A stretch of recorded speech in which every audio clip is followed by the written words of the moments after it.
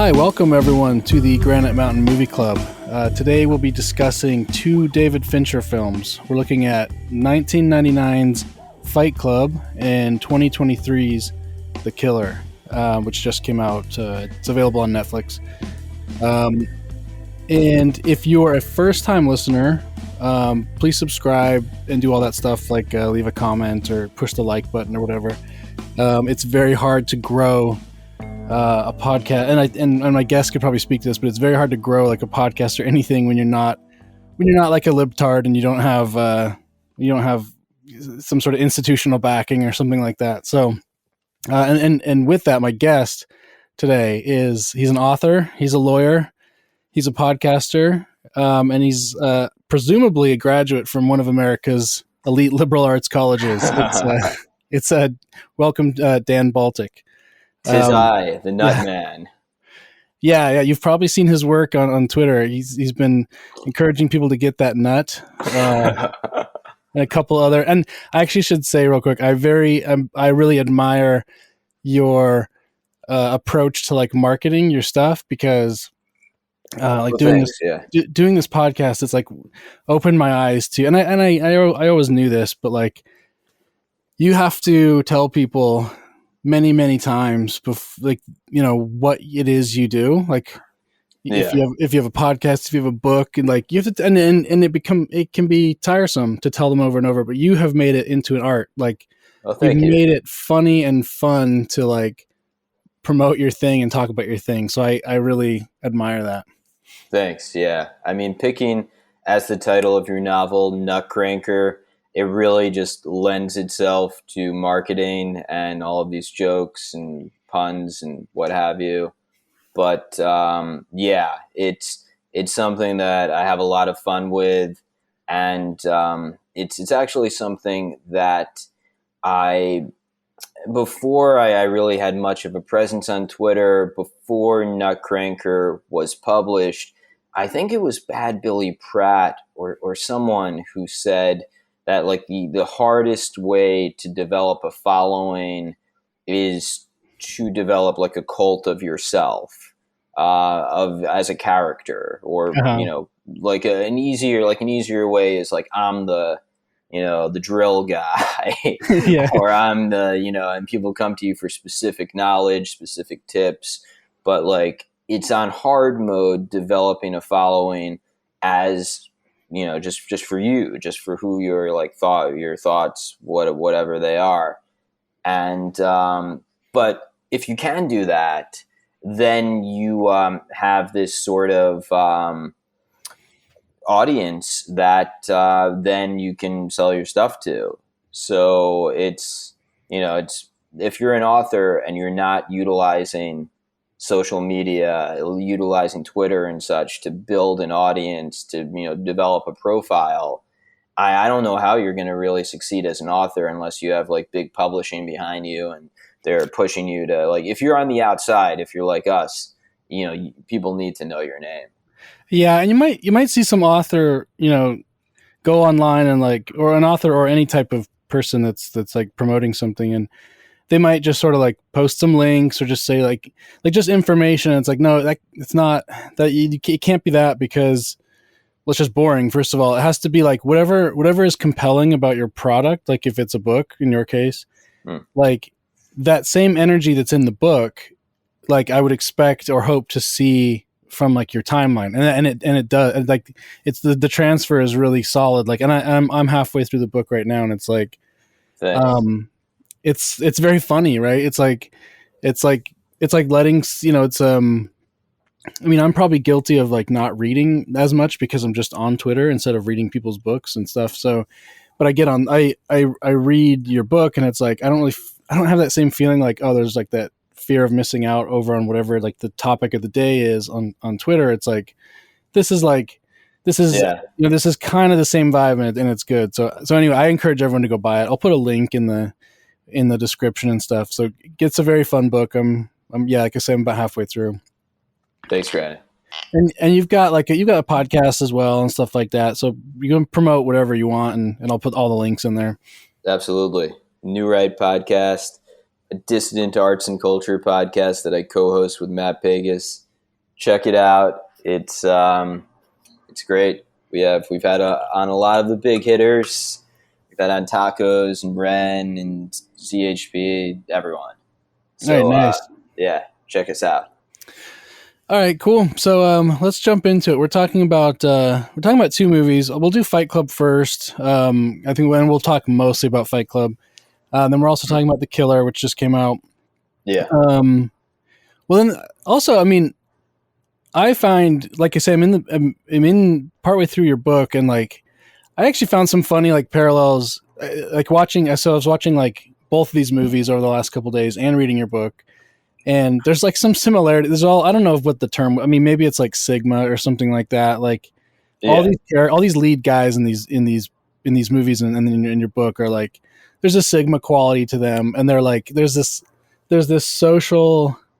Uh, there's like a lack of social awareness, but it's or self awareness of like of reality or something like that. And especially like in Fight Club, it's like some amount of that is good and necessary to like actually do something in your life. Like, and I think like what was it, Steve Jobs? Absolutely. Steve Jobs talked about like the reality distortion field or something. Like you have to be a little crazy to even try anything. Like if you're totally rational, like you won't do stuff. So I'm wondering if you see any similarity between your character Spencer and maybe someone like Tyler Durden or Edward Norton's character or something like that. Well, so Spencer would very much like to think himself a Tyler Durden type character because Tyler is like obviously Spencer Grunhauer in Nutcracker is a kind of like spurgy chud type guy who is very invested in reactionary politics, but of a kind of muddled sort. It's not exactly clear what he believes. But in any case, at sometimes he espouses a sort of Nietzschean ideal, Achilles as the ideal man, and an emphasis on vitality. At other points, he's much more trad. He wants a monarchy. He seems to favor some sort of Christian integralist society. And so it's a little bit all over the place, but it is like clear that throughout Spencer sees himself as a man apart. He sees himself as a world historical figure, someone who is the essentially the Übermensch, and he even calls himself such in the novel, the Übermensch. Someone who is not bound by traditional morality, someone who has the imperative to kind of self overcome and create an artwork out of his life. Yeah, And yeah, and so there's obvious parallels to Tyler there. I mean, the kind of the interesting thing that I think would be good to really drill down into is so in Nutcracker, it's obviously played for humor mostly. I mean, in the end, Spencer actually does achieve a sort of Nietzschean victory, a sort of really impressive, in my estimation, act of self-overcoming. I don't want to spoil it for you, yeah. but do you want me to spoil it for you, or Well, so we can leave it? It's fine. in terms of movies, this is like we go full spoiler mode on this podcast, but I am actually really interested in the book, so don't spoil Okay. it. And I do hope all my listeners go and get the book too. So, like I say, I've been laughing on every page. Like there's something funny, and it's like you say the like the way he sees himself versus the way he really comes across. It's very funny, and I think we all kind of know people like him, or actually the really funny part about it too is like obviously a lot of the people we talk to on Twitter are kind of like this too. Like people get Exactly. people get online and they're just like talking about, oh, like my woman would never do that, or Yeah. when I have a wife she'll be like this, and it's like I don't know, I don't know, dude. Maybe it won't go quite like you expect. Exactly. Yeah. I mean, he's like, so the way I've described Nutcracker to people is we all know someone like Spencer Grunhauer, And there frankly is probably a little bit of Spencer in all of us, Yeah, and like that's okay. That's probably good in some ways. yeah. Well, I'm going to transition to Fight Club, and I have a question. Yeah. And you don't have to age docs or anything, but did you ever go to a Fight Club? Were kids around you doing that? Kind of, yeah. I mean, like, so, I mean, I definitely did like fighting with my friends, like wrestling. I did Brazilian Jiu Jitsu. But yeah, there were definitely more like there are some like nights in the dorms where we did actually decide to fight each other, and yeah, it doesn't, in my experience at least, go as well as it goes on the silver screen. Yeah, yeah. I remember this movie coming out, and I was a teenager when it came out, or like a kind of a younger teenager, Oh, me um, too. I'm but I remember it 37, so totally. I mean, for the next like between like this came out in '99, between like '99 and at least 2009 or something. For that 10-year period, like it seemed pretty influential, and I just remember a lot of guys would discover it, around age 15 or something, and then uh, they might try a Fight Club. And yeah. I went to a few, and they the reality of actually getting punched in the face really sucks. And so the fights were very underwhelming and stuff. But yeah, I remember kids like kind of wanting to do it. Absolutely.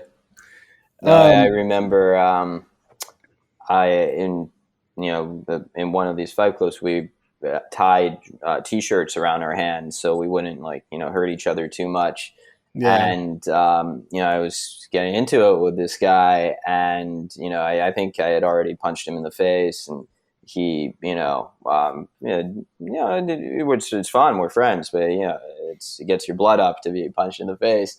And then like at a certain point our t-shirts had like loosened and come off, and I'm just like I think we should stop. And he didn't really want to stop at that point. So yeah, no, it's definitely the it's an experience, that's for sure. yeah. I remember this movie because this movie has, I think, a really powerful appeal to a teen boy. Oh yeah. Because and I don't necessarily think it is like that smart. Like the things that like Tyler is saying throughout the movie. A lot of these things they resonate. Like I sort of agree with them. It's sort of like where they go with it from there that whatever. Um, but I don't think I was ever too susceptible to like this sort of stuff. But I remember kids being like quoting the movie stuff like, "Oh, the stuff that you own, it's gonna own you someday," or something like that. Like Yeah. and like think and it was really profound for a lot of kids. I don't know if you experienced that. I mean, absolutely. It's that type of kind of it plays very much to the adolescent sense of disillusionment, sense of maybe you don't fit in, what have you, and like, well, okay, maybe I don't fit in, but Tyler didn't fit in either, and he created his own army. So that's like it's a very like appealing power trip and fantasy.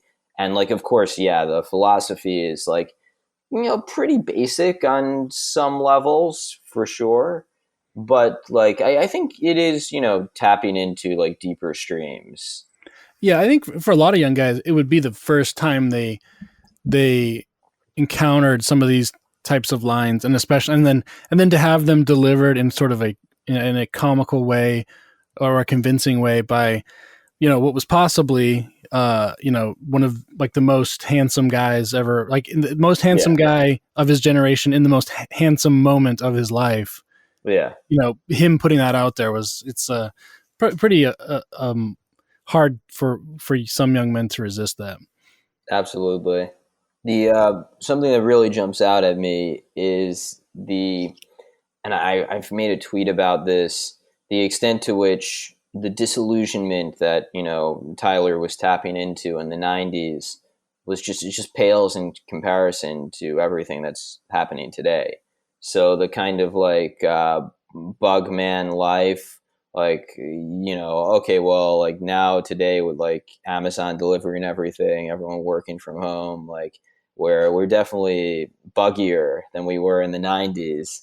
And like the emasculation of men, like, the 90s have nothing on 2023. So like, I feel like if Tyler were, around to like see 2023, he'd be like, "Oh man, this we're gonna need some bigger bombs." Yeah, there's quite a few moments in the movie where, uh, like I think of like Ed Norton's job, for example. Like his job is to fly around the country and investigate these really gruesome accidents. Yeah. Um, and in the movie, that is portrayed as a bad soul sucking job. I think a lot of guys now that would be like, that's an incredible job. Like Oh yeah, you get to fly around and analyze car crashes and explosions. Like, absolutely. yeah. So there's quite a few moments in this where it's like, the thing that they're portraying as bad is like better than what we have now. Yeah, and I mean also, yes, okay. There is a certain sense of cookie cutter life, IKEA, this or that, and like, yeah, you shouldn't be, ruled by your things. But yeah, I mean, I feel like, well, they never say where he lives, but like the dude, does have a really nice apartment and a decent job. It's like Yeah. by the like 2023 standards, I feel like it's you're looking back on it and you're thinking, man, well, you're not having so bad, dude.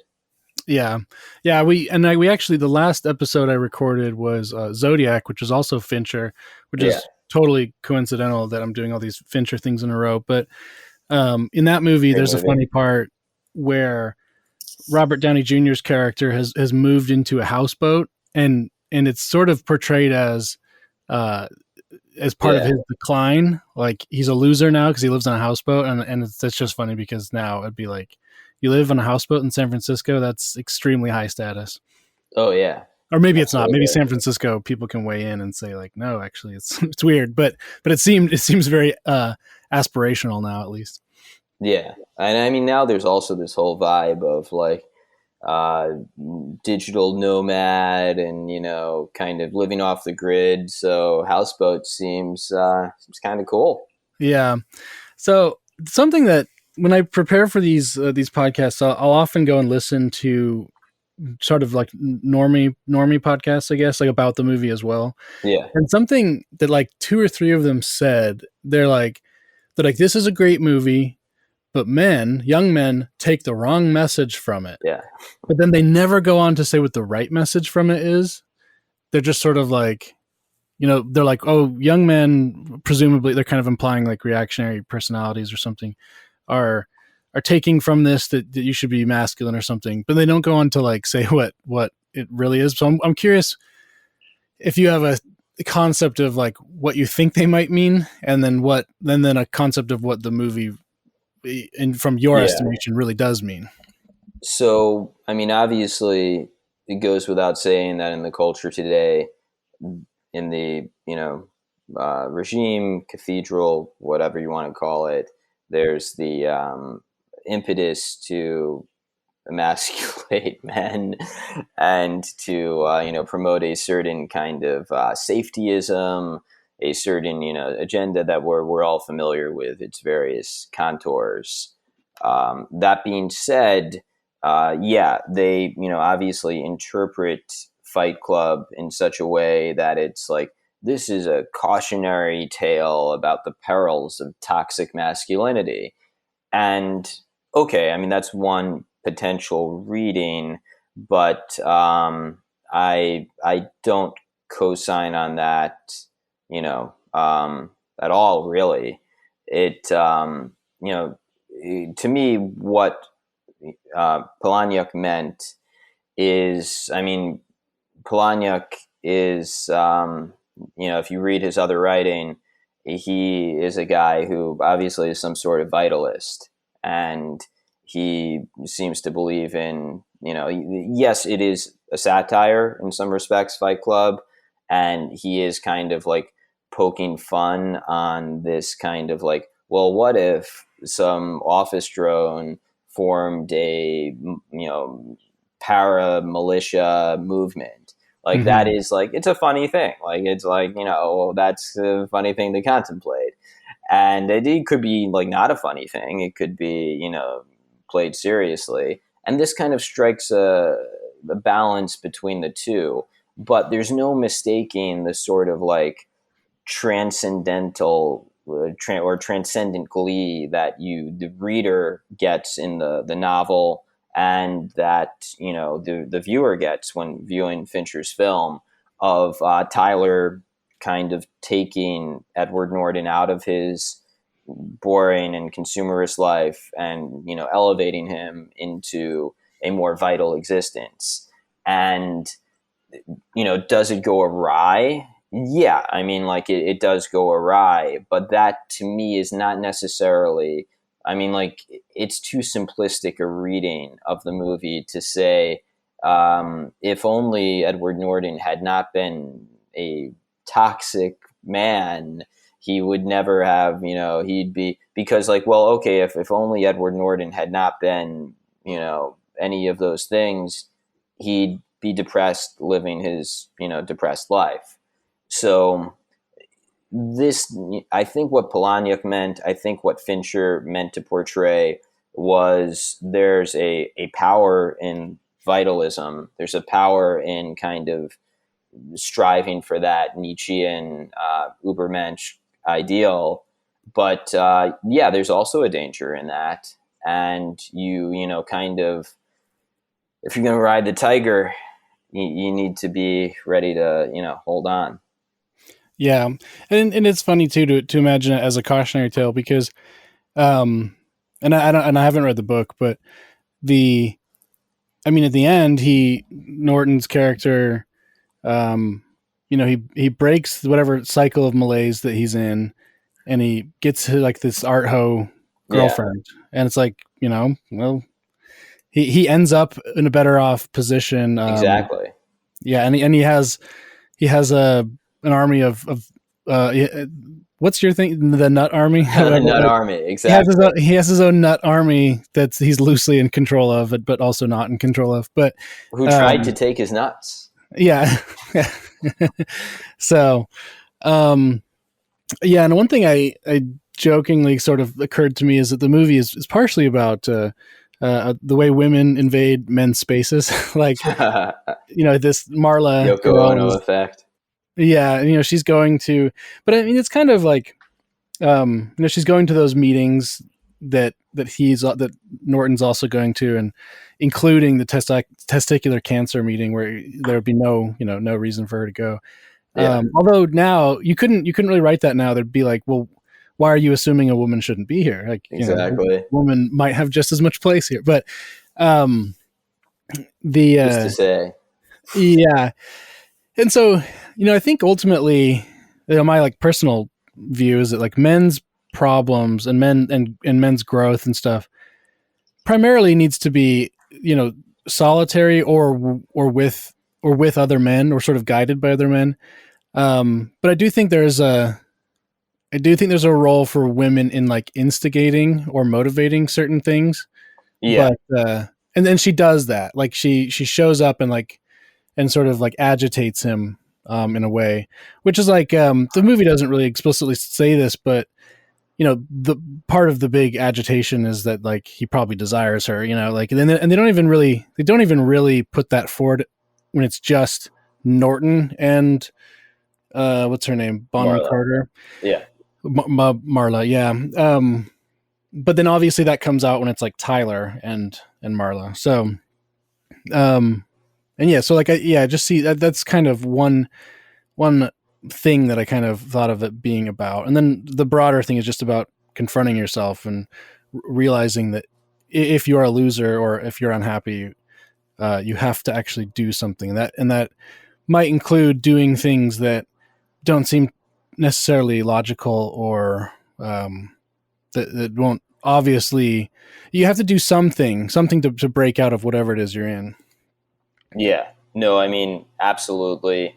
I think the movie very much is, trying to show that his effort, his actions, led to, you know, um, both bad and positive consequences for him. But it's meditation on, the importance of, taking action and doing things to kind of embrace who you are or who you might be. Yeah. And that is not the safetyism, reading of this, the kind of like, well, this was a criticism of, being masculine and doing, things that are unsafe. No, I think it's, very much a movie that's about the power and possibility of taking control of your life. Yeah, and I don't know if maybe you're more familiar with this stuff. Like my access point is just like Jordan Peterson, which I assume is like watered down. But and if you're familiar with like the Jungian analysis or whatever, but like, would it be correct to say like Durden's like the shadow or something? Is that the right way to talk about that? Frankly, I'm not a big young head, but yeah, I mean, I think it would be fair to say that Durden is the kind of, if the shadow is a sort of like um, al- alternative personality that's embedded within you that represents the desires and actions that you have suppressed, then yeah, I mean, I think for sure he's that.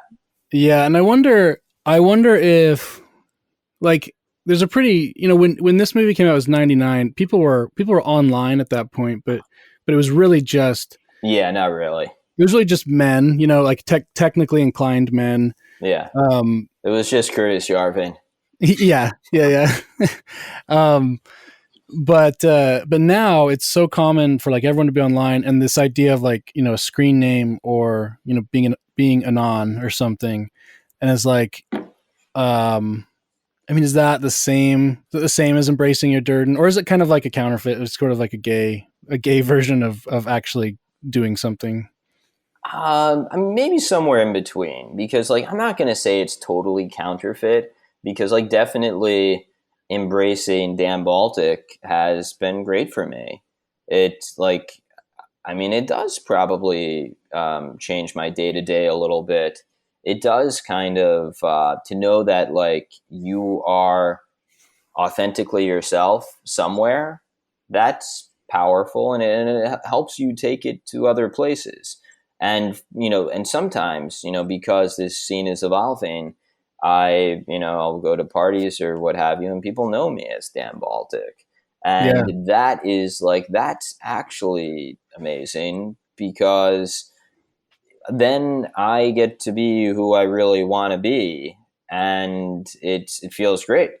It's I never realized, I guess. So like one of the first times when I went to one of these like scene parties or whatever, and people said, "Oh, you're Dan Baltic," it was something that I suddenly felt so much more comfortable than I ever had it. And it doesn't stand to reason, right? Because of fears of doxing or whatever. But I suddenly felt so much more myself, because if you're familiar with Dan Baltic, you are familiar with the me that I truly would like to be. If I could do this in my day to day life, I can't. I have career concerns, but yeah, it's a very freeing thing to be the person you want to be.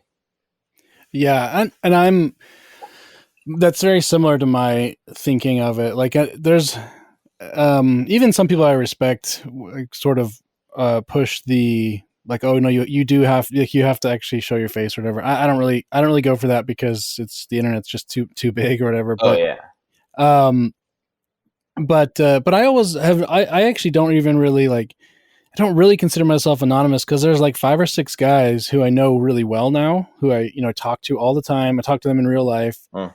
They know who I am, and it's like my reputation follows me among them. Like, and that's like I'm not truly anonymous. Like, if I did anything actually egregious, they would be there to like. I know they know about enough about me that like they would be disappointed or Mm. something like. So I don't really, I don't really care about the anonymous thing, but But Yeah, I think it is interesting to have like a an alter ego or something where you can have a character and try different things on. yeah, Um, yeah. very free. Um, kind of a weird. I don't know if you rewatched this in prep for this, but like, do you? I can't really remember seeing it for the first time. It would have been early 2000s probably, but at the time I was like really shocked by the reveal at the end. Like, oh, Mm. okay.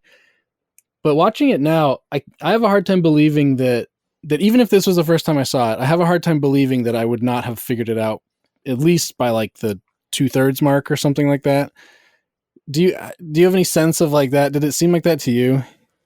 It's hard to tell because, like you, I saw it in theaters when it came out. Saw it with my dad actually. I was about 13, and yeah, I mean, obviously, I was 13, not very savvy, so yeah, I was caught totally unawares by the reveal. But even today, I don't know. I mean, it's not the type of thing that jumps out at you. I feel, or if it does jump out at you, it might jump out at you because you've seen Fight Club. Yeah, You're like used to this, maybe yeah, like, oh, maybe there's a Fight Club type thing going on in here, but like I'd never seen a movie that did that before. And maybe this just speaks to the poverty of my movie knowledge, but I mean, actually, I do know. I've watched a shit ton of movies, so yeah. I mean, I can't think of another movie that had like a main character that turned out to be imaginary, and this was revealed about 2/3 of the way through the movie. yeah. I mean, I think they handle it really, really well. Oh yeah. It's very smooth. Um, and but rewatching it, it did. I want to say that I would kind of notice, but either way, they handle it incredibly well. I think. I don't know if you ever seen. This was a recent thing, 2010s, like 2015 or something. But do you ever see Mr. Robot? Yeah, yeah, I saw the first couple of seasons. I got a little bored of it after then, but yeah, I really like the Willick character. He is a badass. Which one was that? I saw at least two seasons. He was like the Nordic boss guy who was like ruthlessly trying to get ahead. Oh yeah, yeah, okay. So I mean, I was a little I mean, not surprised. I could see where Mr. Robot was going, but Yeah, it's funny how it's like it's there's some elements of it are like one to one Fight Club. Like it's like uh well, yeah. I mean, spoiler whatever, but I think yeah. it's one of those things like because of Fight Club, you thought of it, right? Yeah. Yeah, I mean, maybe exactly. not. Maybe it's something that like would have occurred to you or anyone else organically. But I do feel like Fight Club kind of introduced this idea of the schizophrenic narrator into the movie ecosystem, and we've probably seen it replicated a few times since then. But I can't think of, and this is maybe speaking to the poverty of my prep here, but I can't think of a movie before Fight Club that had a schizophrenic narrator that was literally one character was imaginary. Yeah. Yeah, I can't think of one either. I didn't really look, but I would kind of suspect there were some. But either way, like Probably. in a high profile such setting, kind of a with A list actors, they were A list at the time. Like it was a pretty big thing they pulled off, and I always thought that Oh was yeah. really cool. Um, I didn't really ask, but like as a movie, where are you at with Fight Club? Oh, I mean, I think it's great. It's one of my favorite movies. And from a kind of critical perspective, I mean, I think it's you know, uh, frankly, a masterpiece. Even though, like, yes, some of the writing is, sophomoric philosophy, kind of, well, I mean, like, that's to an extent kind of intentional, I feel. And, on rewatching it, I've, appreciate maybe it was not entirely intended, but I think it was. There's a certain humor in Fight Club too there's a humor that like maybe you don't get the first time around when you're 13 watching it, but on rewatching, when like he's just in that room and he's just like, sir, then they're like, we got to take your nuts, you told us to. And it's just, Yeah. it's hilarious. And I mean, I'm sure that was intended. I'm sure it's just, it's rich on a lot of different levels, and it's also just stylistically just like so on point, just so many like memorable visual sequences. And I mean, to the extent that it's like emo and played out, that there's a reason why it's considered the ending. You met me at a strange time in my life, with the buildings exploding, is like considered like the height of kind of cliche emo. Well, it's because they achieved it. And it Yeah. became cliche emo. But I mean, like, that's something. That's and still, like, still watching that as a 37-year-old man. I'm struck by a certain level of romanticism, a certain, it's this is a movie that holds up to the test of time, and from every level, from writing to acting to directing. Yeah, and part of what you're saying there about like this may be like defining certain elements of like an emo aesthetic or something. I kept thinking when I'm watching this, I'm like, oh, goodness, this is so Gen X, and then I'm like, well, duh, of course it is, because like Yeah.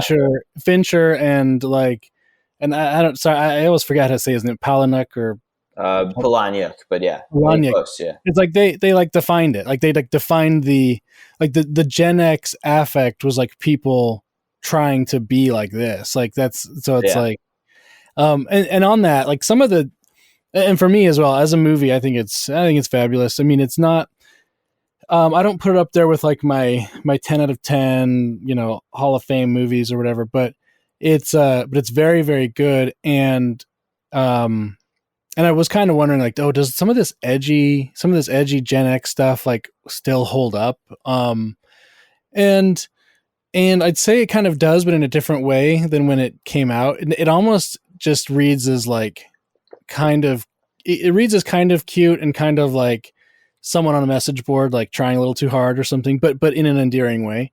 Yeah. You have like Marla. There's something like, oh, when was the last time you had sex like that? And she's like, oh, not since grade school or whatever.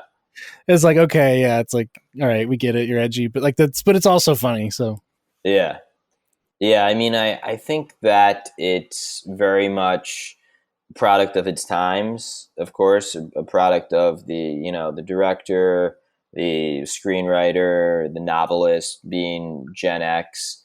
But it also um, is in a weird way very extremely prescient, I feel. And the kind of like the current that they're tapping into, the current of discontent about the I mean, like, they're talking essentially about the Longhouse. This whole movie is really about yeah, the Longhouse, before 25 years before anyone ever said the word Longhouse outside of like a early European history survey class.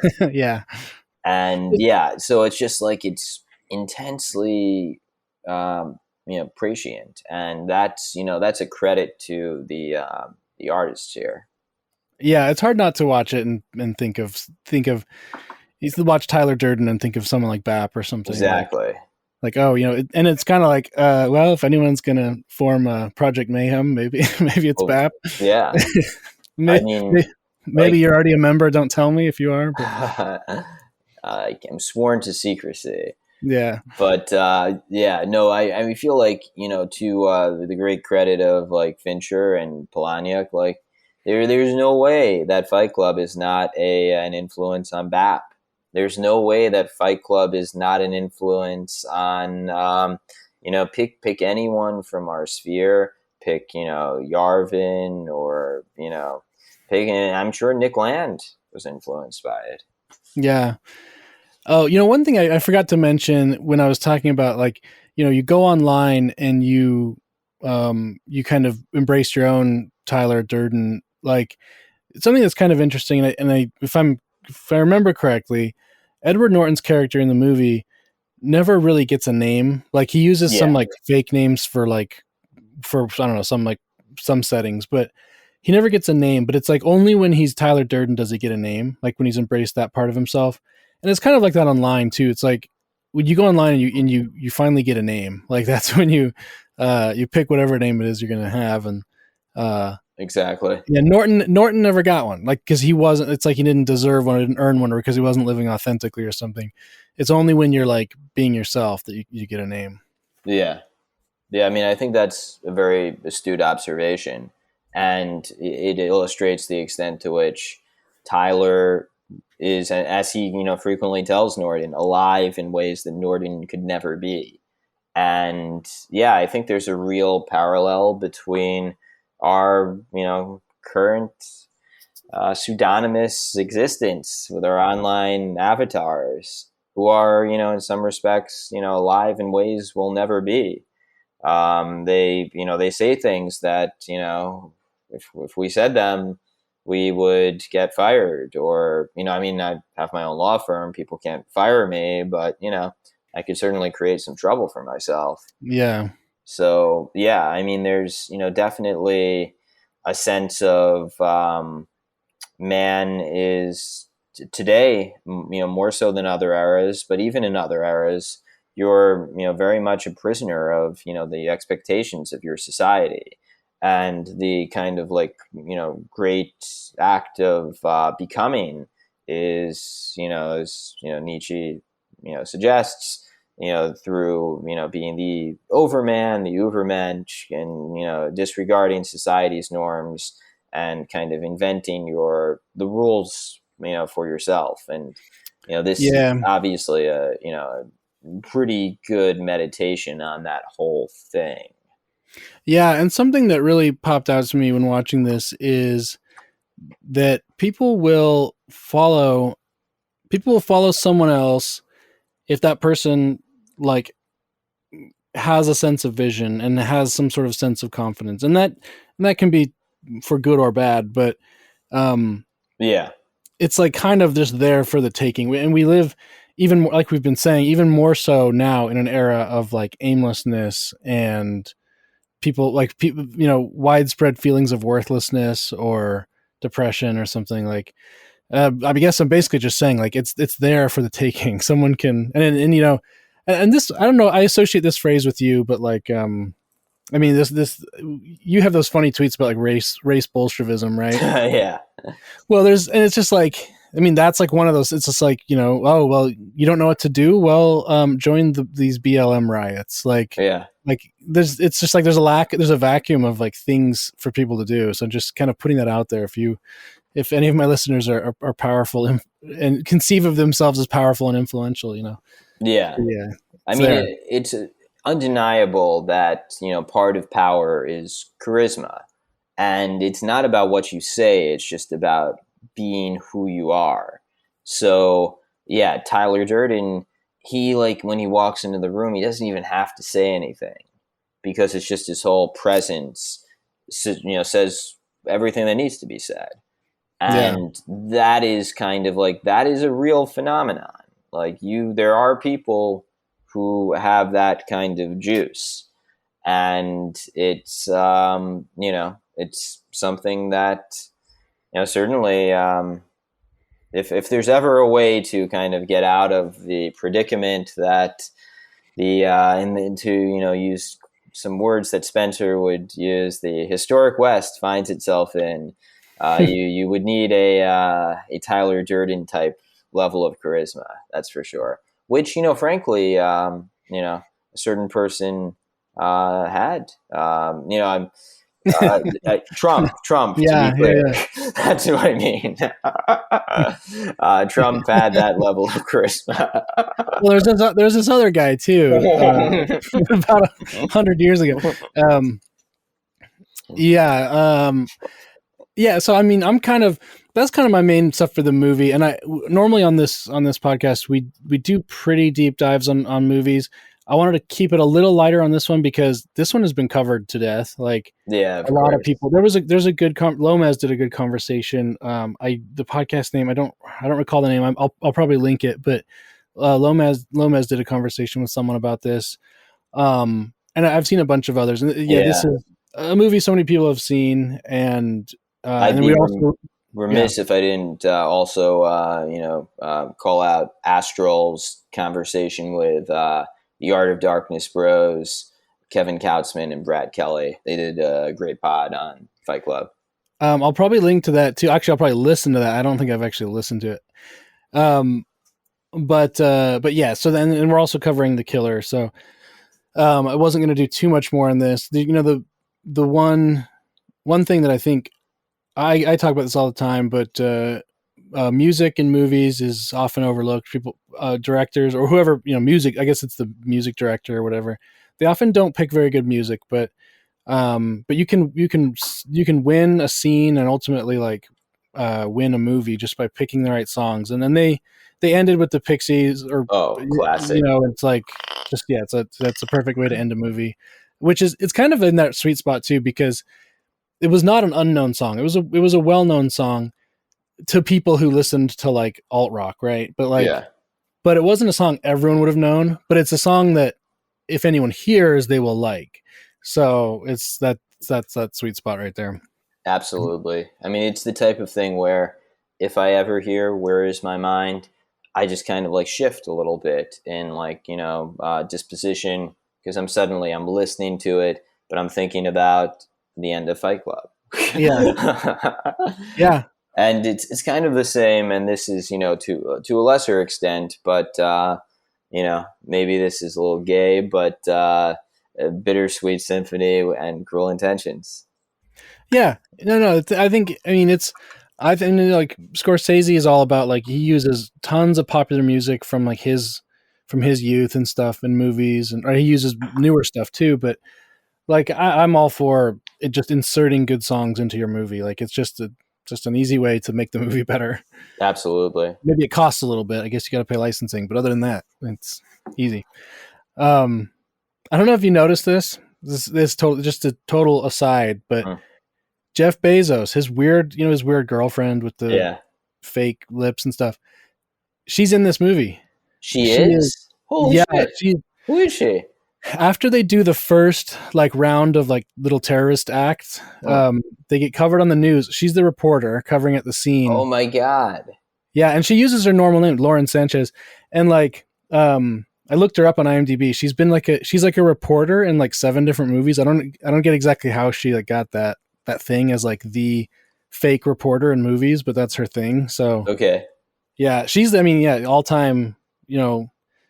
all time greatest, status climber or whatever. Like Yeah, no, I mean, the that's champ. incredible. That's like just, I mean, total aside, but yeah, just the fact that like Bezos is, I mean, say what you will about Bezos, probably no woman's like number one choice, if not for his, richest man in the world or second richest man in the world status. But, he could have a lot of different women.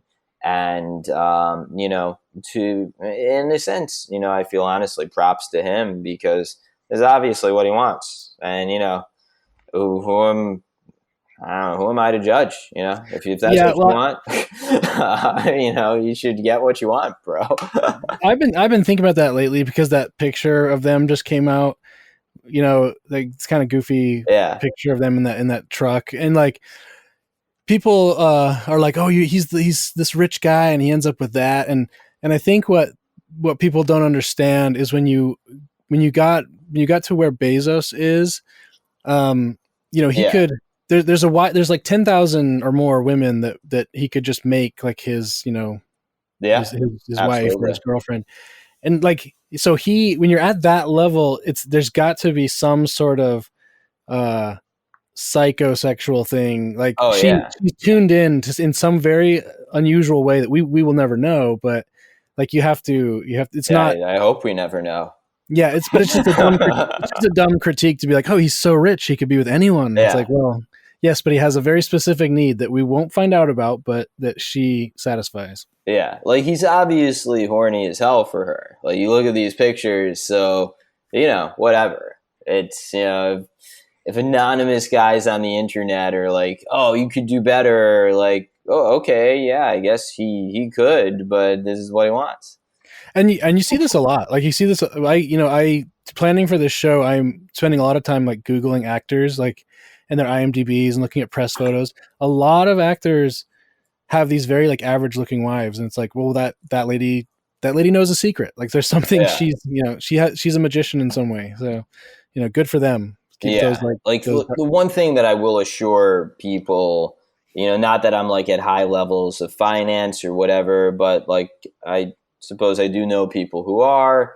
I, I'm relatively successful myself. The Bezos is not like getting fooled. Yeah, He's not like, oh, he's getting, beta bucked or something. Like, no, no, Bezos knows exactly what he's doing. He's getting exactly what he wants.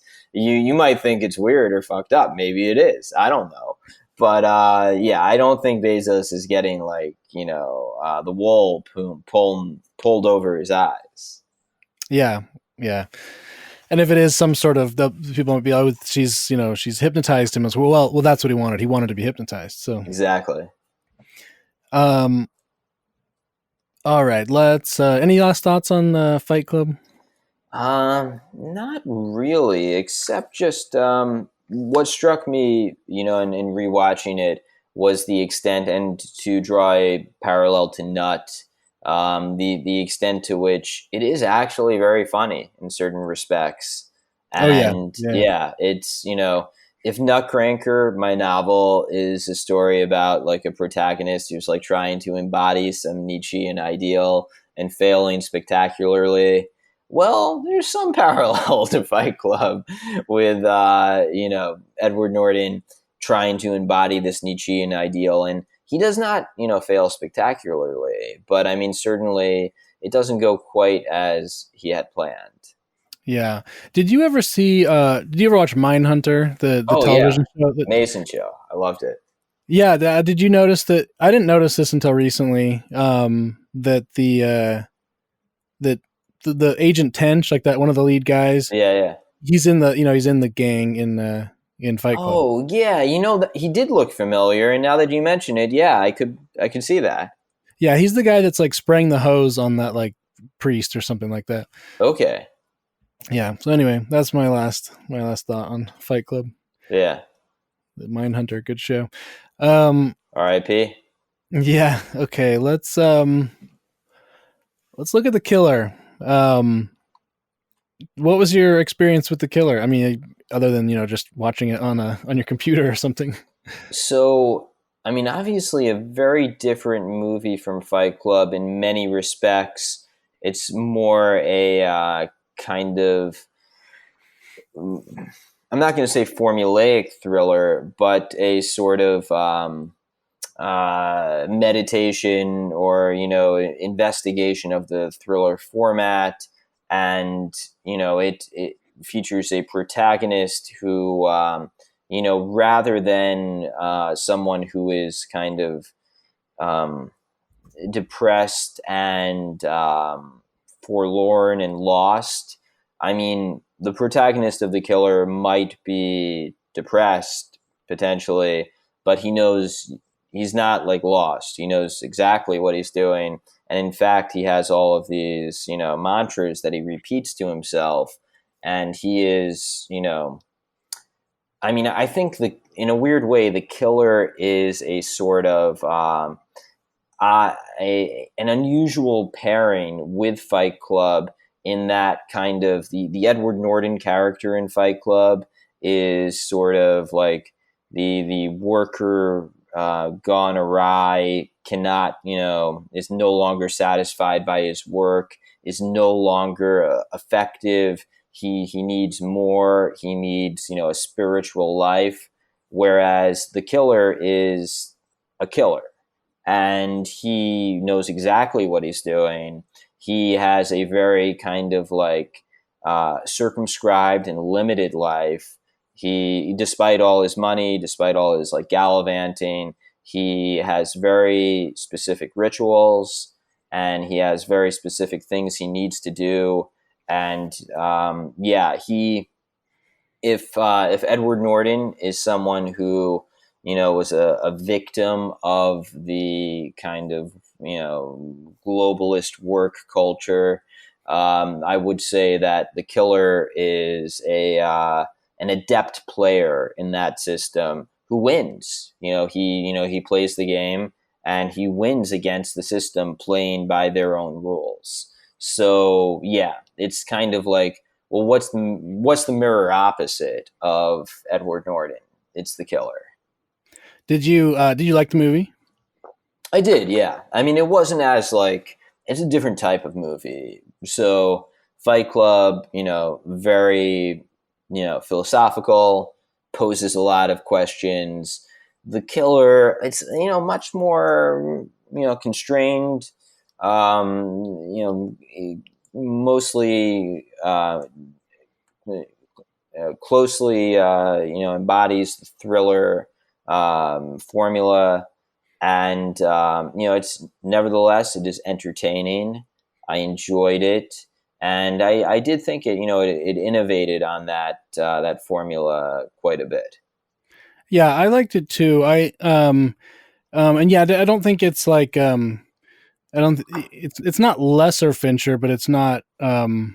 It's maybe middle of the pack or something for me.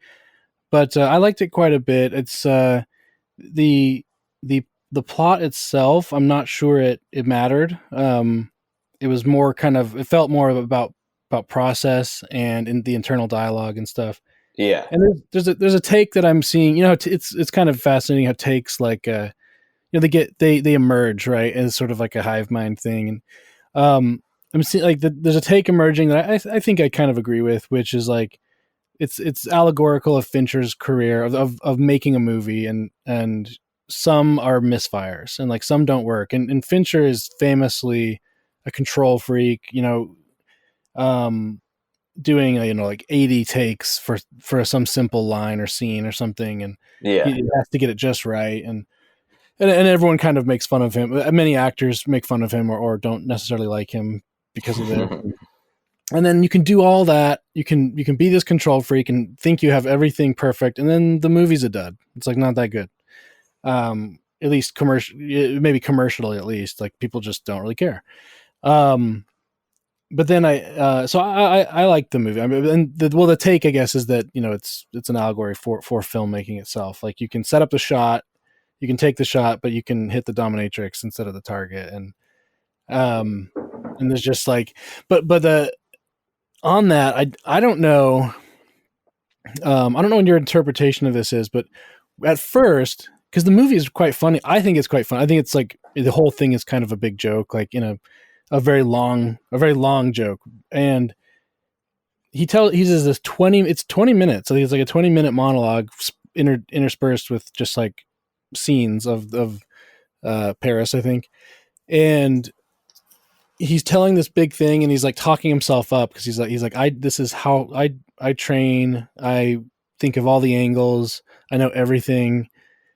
And then he misses the shot, and it's like at first I was like, and then I'm like, okay, I guess that's a joke. Like it's a joke. Like we just listened for 20 minutes. This guy talk about how good he is, and then he's not necessarily that good. Yeah.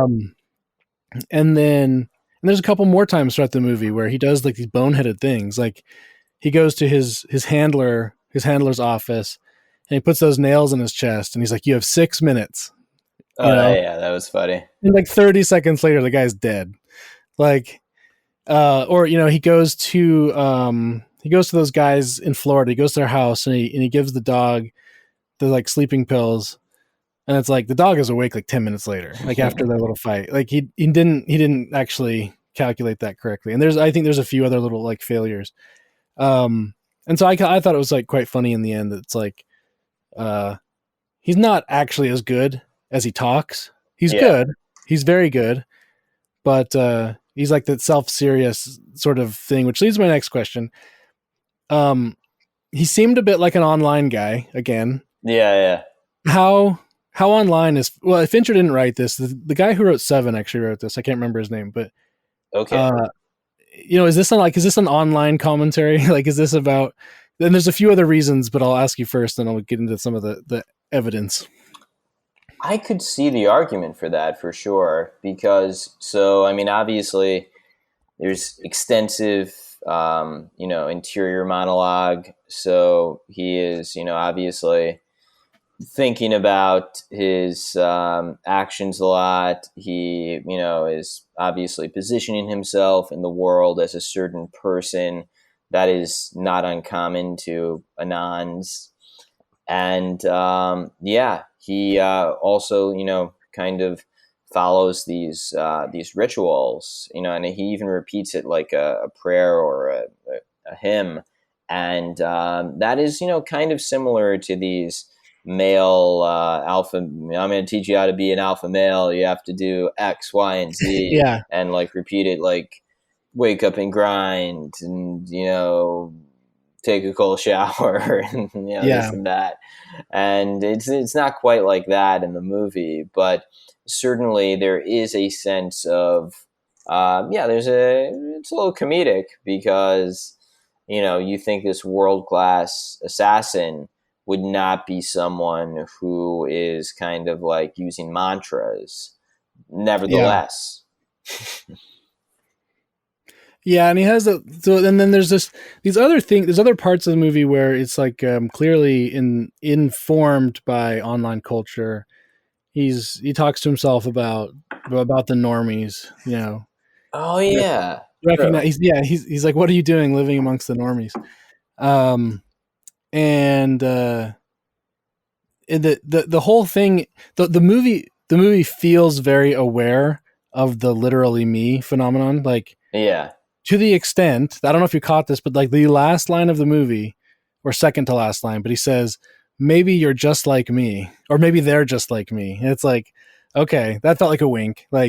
yeah. Um, like you're going for literally me territory here. Yeah, I mean, I think that is like going to increasingly be a thing for people who want to write movies that young men will like, because yeah, the what is so like Kaino can explain this better than we can, I suppose, or he's the master of it, but the literally me movie is you have a kind of disaffected Sigma character, and if you have a disaffected Sigma audience, like well, most young men who watch movies probably are to some extent, yeah, you're gonna see yourself in that person. So yeah, I mean, I think definitely this is something that's probably on the mind of filmmakers, because how could it not be? Like after Drive, after Blade Runner, and you see all these memes, you see how they've like these movies have like extremely long afterlives because they've become pop culture phenomenons. Yeah, you're going to want to, if you're making a new movie and it's aimed at young men, you're going to want to make a literally me movie. You're not going Yeah, to want to make a movie that's like about some guy who, like a kind of disaffected Sigma movie goer, is going to be like, yeah, that's not a guy that I would identify with. yeah, yeah. And then yeah, the whole persona feels like it feels like an obsessive message board kind of guy. Might be posting on like a bodybuilder forum or something. Yeah, Um, so yeah, but it just reminds me though, like we see this all the time. Like, I mean, like look at Elon Musk. Like he has all the money in the world, and like what does he want to do? Right? He wants to post. He wants to be yeah, online. He wants to be among people, and we also have get some sort of indication of like where he really wants to be. Like he wants to be probably more rightward than he ultimately allows himself to spend his time. yeah, But of course. and we have to assume he's a non too. Like he's Yeah, He's in there. I assume. I mean, he's When got to be. when Yeah, people figure out the Elon alt, oh my god, and you it's never like will. so you have to assume like some of these guys, like I don't know Fincher specifically, but people like that, they've got to be anon posting, like, and not just like lurking or whatever, like they've got to be out there like actually having these like pretty unfiltered takes. I just assume there's got to be at least a few or quite a few of these guys. Oh yeah, yeah. I mean, I think it's just kind of a marker of, if you have someone who is as intelligent as Elon, he's not going to buy the mainstream narrative. And, maybe 30 years ago you would have that. But like any guy who's as smart as Elon today, a man in his, I guess Elon's in his 50s, but, even in your 50s, but, certainly in your 40s or 30s or 20s, you're if you're smart enough, you're gonna you're not gonna be watching MSNBC and nodding your head and going like, oh, this is the stuff we need to send more money to Ukraine. Yeah, yeah. um and part of me wonders as well. Oh well, I mean, and on that too, it's like where's the energy? Like where are the people having fun? Where are the people making actually kind of like comedy generally, people gravitate toward comedy is used as this like outlet to say things that are not allowed to be said. It's like, well, where is that happening? Like it's in the anonymous Oh, corners absolutely. of online and stuff. So Yeah. um so yeah, I assume those guys are there, but part of me wants to say one like big brain take, I guess, and I will say I have not seen this take out there. So if I'm stealing this from someone, I genuinely didn't know I'm stealing it from you. But I wonder if in part of this movie is about like the declining standard of service, uh, because of like the gig economy. Yeah. So they make like five references to various like gig work companies, and then like the kind of the big joke toward the end to me is I'm a dummy. Maybe other people like put this together earlier, but I'm like, oh duh, like this guy's like Uber for murder, right? Like Uber for assassination, and Yeah. like and he screwed up, right? He's like the Uber guy, or he's like the like DoorDash guy screwing up your order or whatever. When he gets it, when he assassinates the wrong person. So I don't know. I wonder if that's like that's kind of like one of the bigger jokes of the movie. It's like about how we do have all these incredible modern conveniences, but also it's also led to a decline in like standards of service and expectations. Yeah. I mean, I think that's definitely a, theme. You can see kind of the interaction with the Amazon and gig economy is, evident throughout the movie. He's literally picking up important supplies from Amazon lockers. Yeah, So yeah, he's just, even this guy is kind of essentially a world class assassin, but he's relying on the gig economy to give him the stuff he needs to do his dirty work. yeah, And yeah, I mean, I think this is a common thread with Fight Club, with other works by Fincher. It's a meditation on capitalism and globalism, yeah, and and yeah, and all that. Yeah, yeah. and I don't think I doubt Fincher. I mean, all these guys are like everyone in Hollywood is a commie in one way or another, I guess. Hmm. But I doubt Fincher is like I don't get an anti-capitalist thing from him, and he also did Social Network and stuff. But Yeah. I don't get an anti-capitalist thing from him. It's just sort of more like anti-consumerist, I guess, where he doesn't necessarily hate all these things. He just likes to play around with or point out they the way they might be harmful or something. Yeah, no, I mean, absolutely. Like, as an artist, your job is to interrogate the reality that people live in. So, yeah, he's looking at, the, well, how would a world class hitman operate today. And, presumably there's, some level of interaction with the gig economy. And Yeah. that's, true for everyone. Like, when he gets into, the rich guy's apartment at the end, it's like through some type of like failure of, I forget what exactly, The but key cards, right? Or yeah, not. He uses the key card scanner and replicator. Um, but yeah, he gets his like protein on demand from McDonald's, yeah, and it's, it's shoots like, people from a WeWork. yeah, exactly. And it's just kind of, I felt like the end with, the Claiborne, the guy who set it all in motion from the beginning, the rich guy who paid to have the other rich guy killed.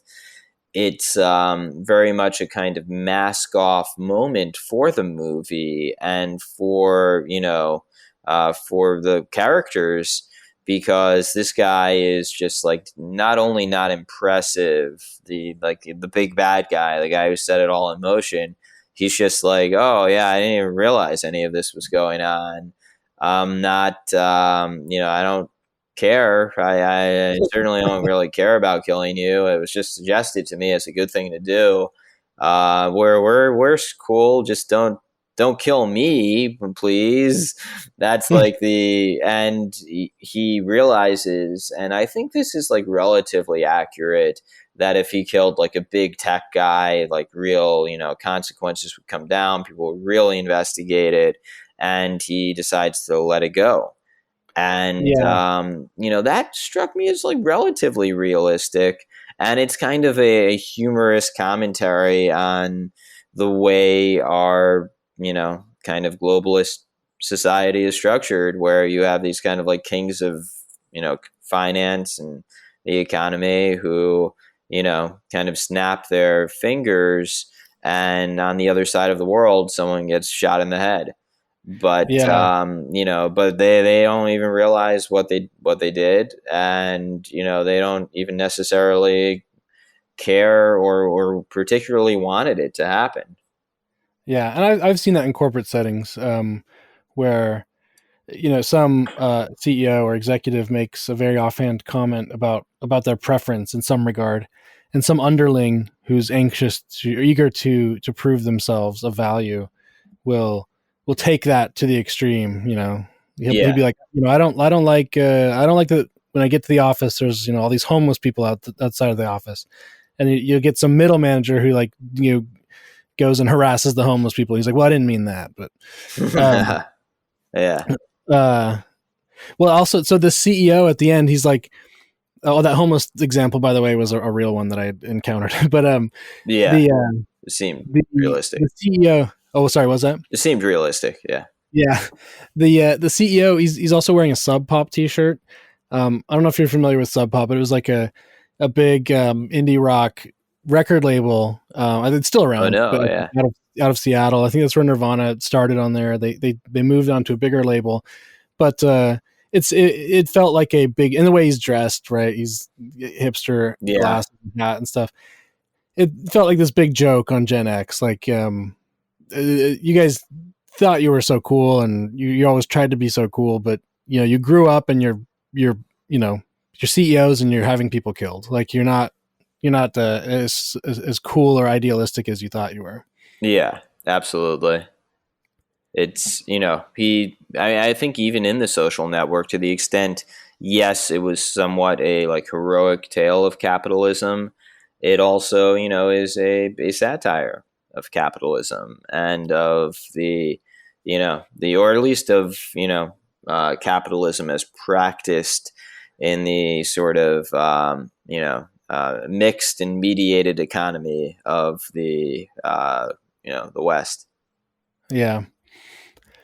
Um, those are sort of my main, I guess, some of my main like takes on the movie. I mean, I think it's great that they featured the Smiths so prominently. That it's kind of funny because you can still get away with using the Smiths. He couldn't have done it with just Morrissey, which is like, what's the real difference? Like, there is some, but Hmm. um I thought that was cool that they would at least that they would use the Smiths despite and maybe it was too late to change it, but it's like Morrissey's reputation among like the people that the powers that be is like gets lower like every month. Okay. Maybe it's too late to change it, but like I'm glad it was there. Yeah. Yeah, no, I mean, definitely there is a certain level of fidelity to, artistry Yeah, in Fincher's stuff, which I appreciate. be funny if at the last minute they had to change it to another band. I don't have a funny band example on the tip of my finger, but I don't know what band Libtard's like exactly, but Yeah, yeah, I mean, I have no idea what people are listening to today at all. I mean, like, I feel like everyone is like in their own silos on like, I have my Sabaton Pandora station and I just get other bands like Sabaton. I don't know what people are really listening yeah, to. maybe it'd be you two. They would have changed. The killer listens to you two as he assassinates people. Could be. That because that's just like the sort of like globalist band or whatever, like the Yeah. neoliberal rock music. Yeah, I mean, No. absolutely. Um, I find it kind of funny how the killer, this goes back to like the message board thing, but he's excessive. Like what benefit really was there to staying up overnight, like staring out your window? Like what did you learn about your target? Like, Yeah. from, I mean, he didn't have his gun out, right? So it's like maybe the guy gets up in the middle of the night to pee, but you weren't ready anyway. So I don't know. Yeah, no, I mean, that's it. It takes great pains to show that he goes to these extremes, but yeah, I mean, you're very much right that it also shows that he is quite careless in certain respects. So yeah, I mean, there's definitely a case to be made that this is a satire on some level. Yeah. Um, yeah, my main cut sort of like I say, I like the movie. I thought it was quite good. I think it'll have a bit of a I think it'll have a bit of a enduring shelf life because of the memes that are able to be extracted from it. Yeah, Which I don't know if you know on Twitter. I don't know if you know Obese Goth, but he's got he talks a lot about like your movie has to have a meme. There has to be memes. Like if you want yeah. people to see it, the meme has to be released before the movie. There has to be a TikTok dance. There has to be a song. Like I was talking about this on a prior pod, talking about the Barbie and Oppenheimer movie. Oh, it was on Safety Propaganda with Adam Lear, uh and he was on New Right as well. We were both on each other's pods, and yeah, the extent to which movies nowadays are kind of exercises in rewarding viewers, the audience, for participating in the memes. yeah, And people saw how many people saw Barbie because they had seen the memes, because bad Billy Pratt said that Margot, well, actually it wasn't Bill, it was Bislett who said that Margot Robbie is mid. But yeah, I mean, it's just like you see the memes, and then you want to see the movie because you've seen the memes about it. And this is in some respects, I suppose, a depressing development. But also, I don't know, it kind of does give Anons some level of control over the culture, and that's cool. yeah. It's quite funny to think that the Margot Robbie mid meme. Probably, I mean, there was a ton of memes around those two movies and stuff, but it's funny to think that meme probably did have some realistic effect in driving out X number of more people. It was Oh, I absolutely. wouldn't think it Yeah. was a huge part of the overall turnout, but some meaningful number. Oh Like yeah. I mean, like, it clearly got people like really worked up. Like, you had like real, like, celebrities way. Like, I think Piers Morgan was just like, Margot Robbie is not mid, sir, or whatever. And it's just like, oh no, it was I think it was Matt Gatz who said that. It's Oh yeah, yeah. like, yeah, I mean, like, I'm not going to say he's exactly a dissident right guy, but like, he's like, I mean, the point is like it injected a bit of levity, a bit of kind of like, real discussion. And, frankly, there was something to discuss. I mean, this is like a 34-year-old woman, beautiful woman, but, is Barbie really supposed to be 34? I don't think so. I think she's supposed to be in her early 20s. So, like, it's something that, like, really kind of, I mean, I don't know if that, and this is like a difficult question, right? Is this good for movies or bad? Is it good for movies that this kind of meme superstructure develops before the movie is released, and the movie is seen through the prism of the controversy and the memes? Probably ultimately bad for artistry if, movies start thinking about like, well, how can we make our stuff memeable? But it does, number one, enable our guys to take some control of the conversation, and number two, from an enjoyment level, they're always going to be making movies that are, works of art that don't lend themselves to memes necessarily. And, you can always go see those, the same way you could always like read. Well, I mean, yeah, I mean, it's a whole complicated thing, right? Because the mainstream won't really produce anything that is like truly, not towing the line. But regardless, there's an interesting situation that has developed where it seems like it's necessary for there to be a strong meme game to make a movie a blockbuster, but I'm not sure that's good for the artistry.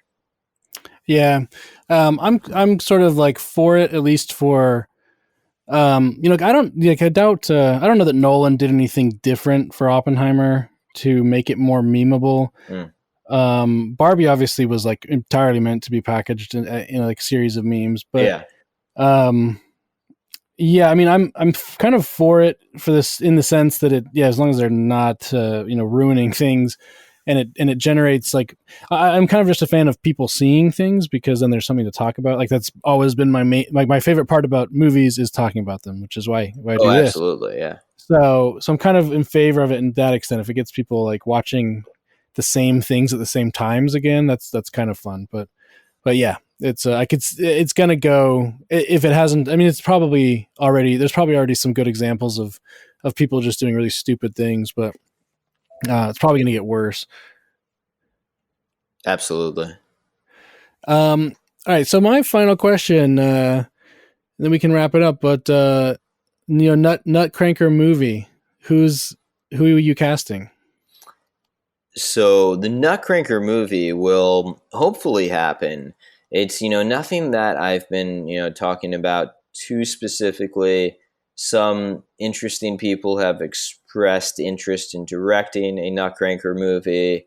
Um, nothing is too developed, but who would be Spencer? That's an interesting question. Yeah, and Um, not necessarily. I mean, so it sounds like if there is some real discussions going on, I don't obviously don't want you to sabotage those by saying something stupid, but yeah, I mean, like maybe yeah, if you had like a sort of Oh a yeah. No, no, I mean like wish list. I mean fantasy the version, thing yeah. is like, okay, I will tell you like who I imagined Spencer was when I was writing this, and I imagined Martin Prince from The Simpsons. Oh yeah, okay. So like a very kind of like, kind of a little pudgy, a little, kind of like he thinks he's, the God's gift to academia and, gentlemanliness or whatever. So that was kind of who I had imagined. As for like who would actually play him today, like I am, frankly, I don't think I know enough about like, young actors to, credibly suggest anyone. Yeah. In like, if I were to pick someone from the past, Like, I don't know exactly because he I would have guess to be relatively young. Go on if you have. well, I was thinking I'm only halfway through, and if you gave a physical description of Spencer, I didn't internalize it, so I don't remember. In my head, I'm thinking of him as somewhat handsome, but like so like he's because I've known these guys in real life who are like kind of handsome, but then you meet them or you talk to them and they're like very off putting. Hmm. So I was kind of imagining that dynamic, like some sort of Yeah. so the Martin Prince thing. I didn't anticipate that, but I get that too. I mean, not. I don't mean for Spencer to be ugly.